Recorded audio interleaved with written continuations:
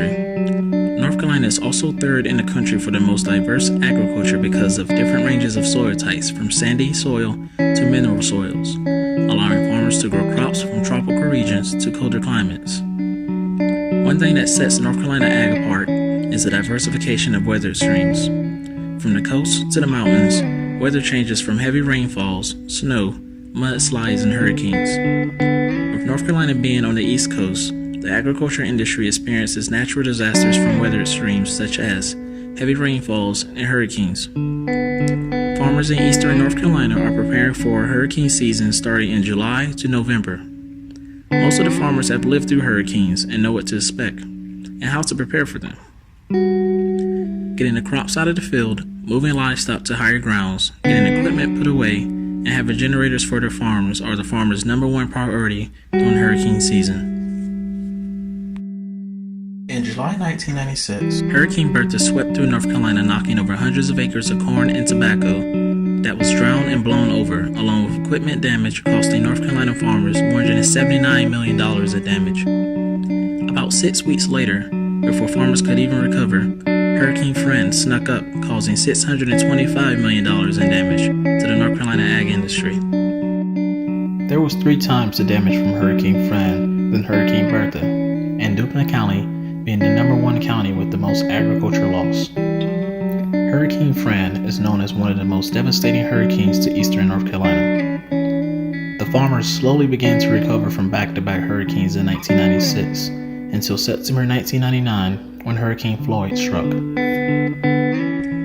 Hurricane Floyd halted agriculture productions in North Carolina, causing $1 billion in farm losses. The flooding killed nearly 3 million chickens and turkeys and more than 30,000 hogs. As the years have moved on and smaller hurricanes and tropical storms continue to hit the coast of North Carolina faced another natural disaster in 2016 with Hurricane Matthew. Hurricane Matthew affected nearly 49 of the largest agricultural counties in North Carolina. In North Carolina, the state is known for poultry and swine production, and during Hurricane Matthew, the report showed that 1.8 million birds were lost, 2,800 swine, and $50,000 in soybean and peanuts were also lost due to Hurricane Matthew.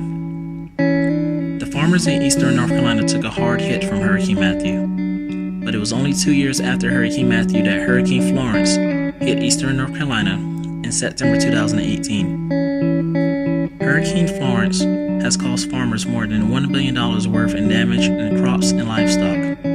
The NCDA stated that there were $4.1 million worth of loss of birds among 57 farms and 211 poultry houses, and 5,500 swine during Hurricane Florence.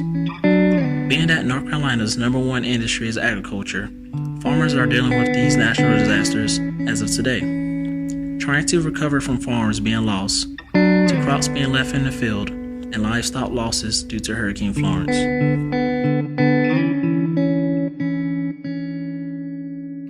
Participating in our roundtable discussion today is Mr. Barry Huffman.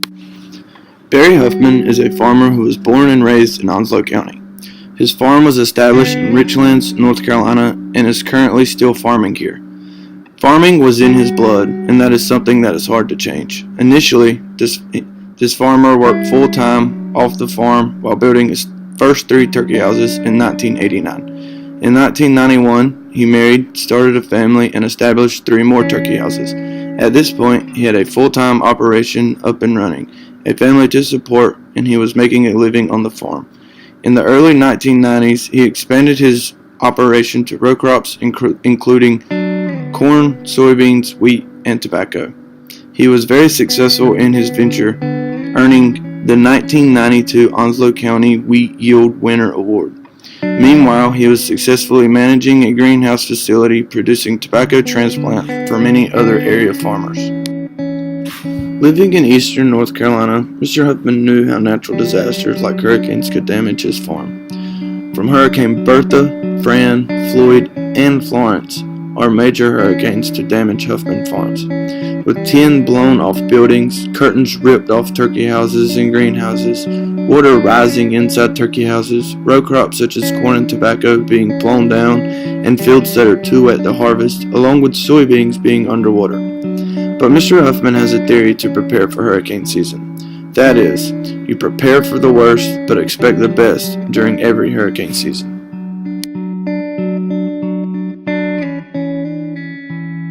As growing up in Eastern North Carolina all my life, you learn to live with the hurricanes, with the potential of having hurricanes. And I feel like living on the east coast of North Carolina, we have an advantage over other people in the United States because we are able to track and kind of predict where a hurricane would hit. So it gives us time to prepare. Whereas if you stay in Tornado Alley or out west where they have the wildfires, you don't have it just a few minutes to gather up or prepare. So here in Eastern North Carolina, we do have a couple of days that we can prepare for the storm.